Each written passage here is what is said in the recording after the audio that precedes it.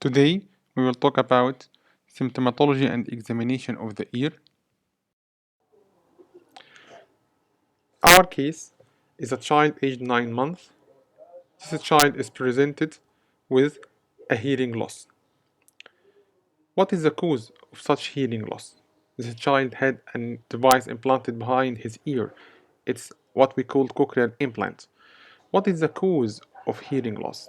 And why the child had an operation of cochlear implantation? Before answering this question, we had at first to take an overview about cause of hearing loss. The most important of them is hearing loss or deafness. At first, the basic physiology of hearing, the sound wave is transmitted or transferred through the ear canal to the tympanic membrane, then through the ossicles to the cochlea. If the hearing loss is due to abnormality in the conduction of the sound wave, this is what we call the conductive hearing loss. If the hearing loss is due to abnormality in the sensors or in the receptors of the sound wave in the cochlea, this is what we call sensory neural hearing loss. So, as a function of the external ear and the middle ear is conduction of the sound wave, so any disease or any lesion of the external canal or in the middle ear will cause conductive hearing loss.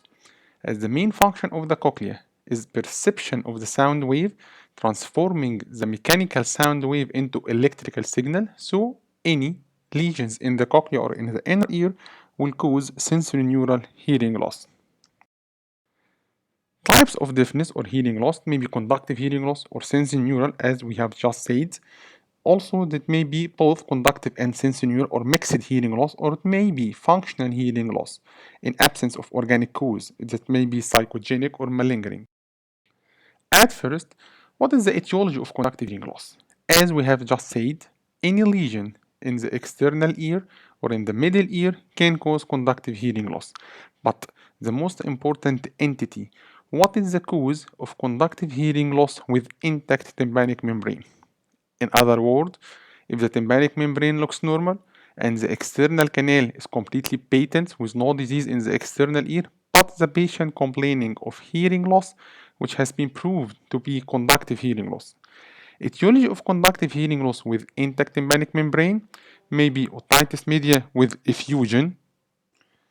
Etiology of conductive hearing loss with intact tympanic membrane may be accumulation of fluid behind the tympanic membrane or otitis media with effusion, or otosclerosis, which means fixation of the stapes, so the ossicles will be fixed and the sound will be not normally transmitted. Atelectasis, which means retraction of the tympanic membrane causing increased stiffness and fixation of the tympanic membrane, so it will not vibrate normally. Adhesive otitis media, it is the same as atelectasis. And tympanosclerosis, which also mean fixations of the vibrating ossicles, or ossicular disruption or ossicular discontinuity, which usually follow a head trauma. Regarding the sensory neural hearing loss, its cause may be cochlear or at the cochlea. It may be congenital causes, for example, prenatal infection, natal insult, or postnatal. Or it may be congenital or hereditary. It may be traumatic, for example, fracture of the temporal bone, causing fracture at the cochlea or at the nerve. May be inflammatory cause, what we call labyrinthitis or inflammation of the inner ear, which may be infective or non-infective. Infective may be viral or bacterial. Or it may be toxic labyrinthitis due to either exogenous toxemia or endogenous toxemia. It may be vascular insult causing ischemia of the hair cells and of the cochlea. Or it may be other causes like Meniere's disease or presbycusis or cochlear otosclerosis. Lesion may be in the nerve, not in the cochlea itself, so the electrical signal will not be transmitted normally from the cochlea to the hearing center. Insult of the cochlear nerve most commonly caused by tumor at the cerebellopontine angle. The most common form of it, what we call trauma or vestibular schwannoma. Or it may be lesion at the hearing center itself due to either tumor of the brain or vascular insult or epilepsy or multiple sclerosis. What is deaf mutism? Deaf mutism is a definition which means hearing loss before the age of 2 years, before the child acquired speech. So, Hearing loss in such a case will cause inability to speak, so there will be both deafness and mutism.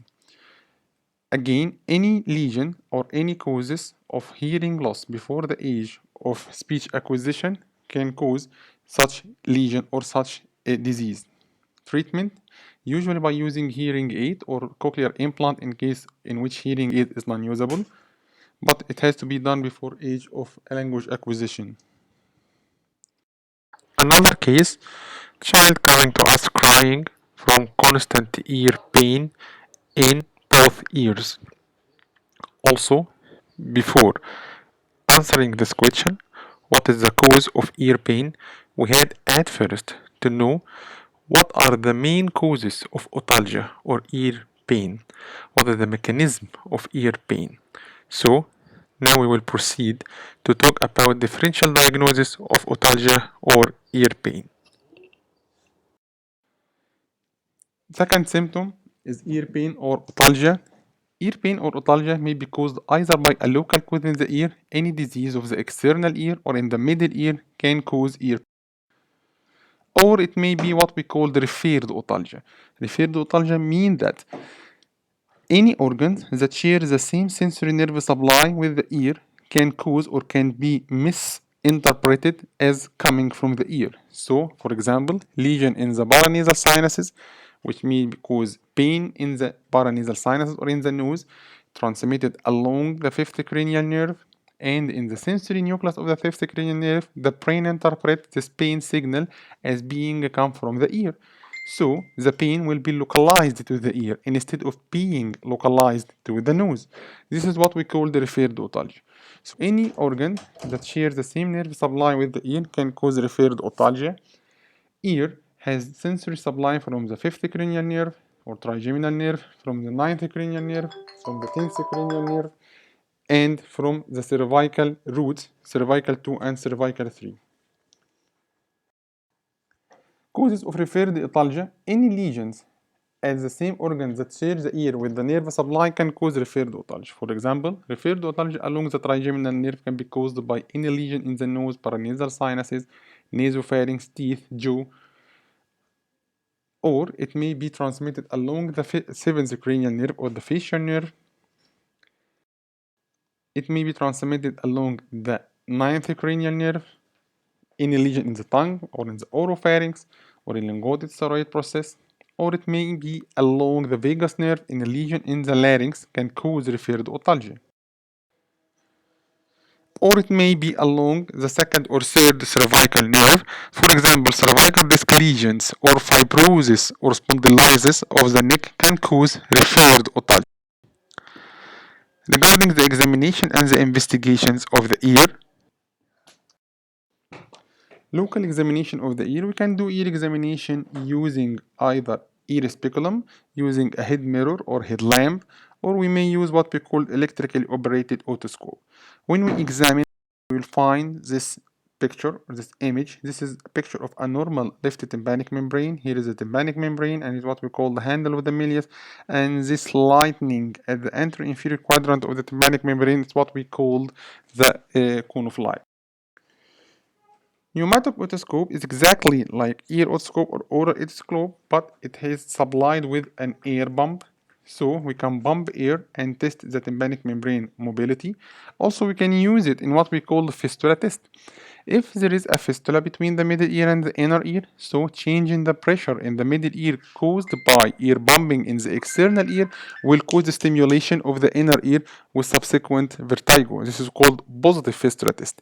It means that there is a communication between the middle ear and the inner ear. But if we pump air in the external ear and the vibration of the tympanic membrane and the change in the pressure in the middle ear cause no vertigo, this is what we call negative fistula test. And this means that there is no fistula between the middle ear and the inner ear. However, it's what we call false positive fistula test or false negative fistula test. In the false negative fistula test, this means that I perform the fistula test and the patient has no vertigo, so my interpretation will be there is no fistula. However, this might be a fistula but without vertigo. This occurred in what we call dead ear. If the patient has completely non-functioning inner ear. So any fistula in such case will cause no vertigo. So it will be a negative fistula test. However, there is a fistula between the middle ear and the inner ear. In the false positive fistula test, in which there will be a positive test but there is no fistula, this occurs in the third stage of the syphilis, in which there is a gummatous lesion between the middle ear and the inner ear. This gummatous lesion may cause transmitted of the pulse of the pressure from the middle to the inner ear. So the patients may experience vertigo, but actually there is no fistula between the middle and the inner. Tuning fork. Tuning fork is a very important tool. Usually we use it to assess the hearing clinically.